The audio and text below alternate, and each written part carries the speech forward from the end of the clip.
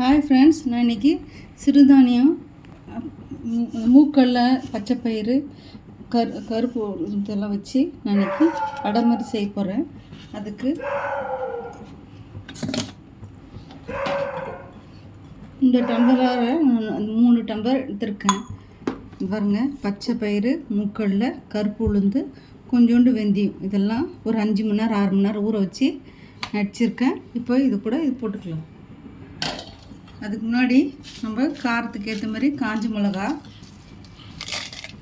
பெருங்காயம், இஞ்சி, பூண்டு,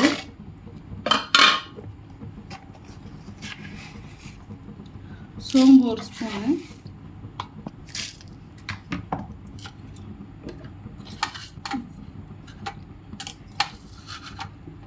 சீரகம் ஒரு ஸ்பூன் போட்டுக்கோங்க, உப்பு தேவையான அளவு போட்டுக்கோங்க. இப்போ இது முதல்ல குறப்பாக அரைச்சிட்டு இந்த பட்டாணியை கொஞ்சம் கொஞ்சமாக போட்டு அரைச்சிக்கலாம். 5 minutes later.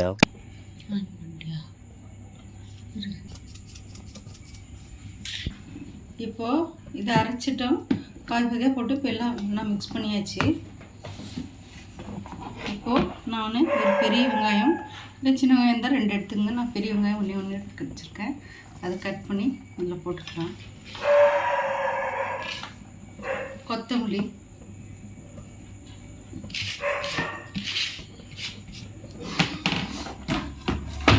இதெல்லாம் மிக்ஸ் பண்ணிக்கலாம்.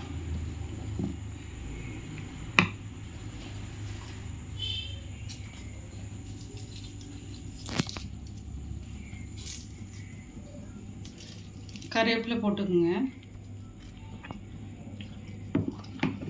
கொஞ்சம் கட்டியாக இருக்குது, நம்ம அரைச்சதுலேயே தண்ணி இருக்குது, அது ஊற்றிங்க. ரொம்ப சத்தானதுங்க, குழந்தைங்களுக்கெல்லாம் நீங்கள் கொடுக்கலாம். வெங்காயம் பிடிக்காத குழந்தைங்க ஒருவருக்கு நீங்கள் வெங்காயம் போடாதப்போ அப்படி இதுக்கு தேங்காய் சட்னி நல்லாயிருக்கும். நான் இன்றைக்கி தேங்காய் சட்னி தான் அரைச்சிருக்கேன். ட்ரை பண்ணி பாருங்கள்.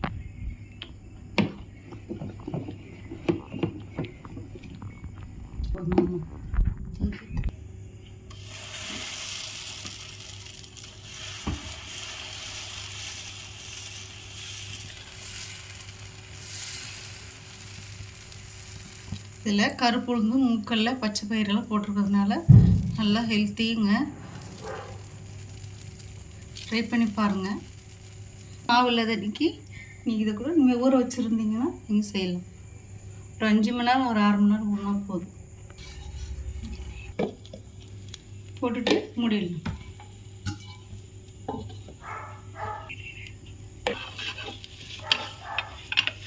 பாருங்கள், இப்போ ஒரு பக்கம் வெந்துச்சு, இன்னொரு பக்கம் திருப்பி போட்டுக்கலாம்.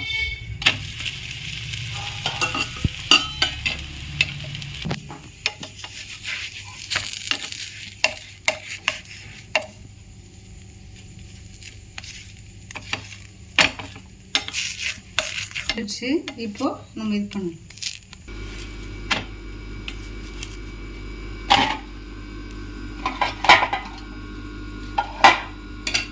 Five minutes later.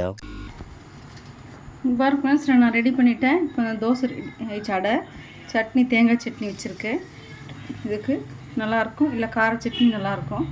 ட்ரை பண்ணி பாருங்கள் எப்படி இருக்குன்ட்டு. தோசை மாவு இல்லாத அன்றைக்கி கூட இந்த மாதிரி பட்டாணி இதுனா மூக்கல், வெள்ளை மூக்கல் இருந்தால் கூட போகிறோம். ஆனால் கருப்பு மூக்கல்ல ஸ்ட்ரென்த்து. கருப்பு மூக்கல்ல பச்சை பயிறு, கருப்பு உளுந்து, அது கூட 4 வெந்தயம், எல்லாம் ஒரு 5 மணி நேரம் 6 மணி நேரம் நல்லா ஊற வச்சுட்டு, இப்போ ஈவினிங் செய்கிறீங்கன்னா நீங்கள் ஒரு மத்தியானத்துக்கு மேலே ஊற வச்சுட்டு ஒரு 8 மணிக்கு அப்படி அரைச்சி ஊற்றிக்கலாம். இல்லை நான் 7 மணிக்கலான்னா ஒரு காலையில் ஒரு 10 மணிக்கு மேலே ஊற வச்சிடணும். இல்லை காலையில் செய்ய போகிறீங்கன்னா நைட்லேயே ஊற போட்டுட்டு கூட நீங்கள் காலையில் எழுந்து கூட செய்யலாம். ட்ரை பண்ணி பாருங்கள் எப்படி இருக்குன்ட்டு எனக்கு சொல்லுங்கள் ஃப்ரெண்ட்ஸ். பாய்.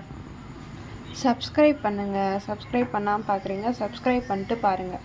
பாய்.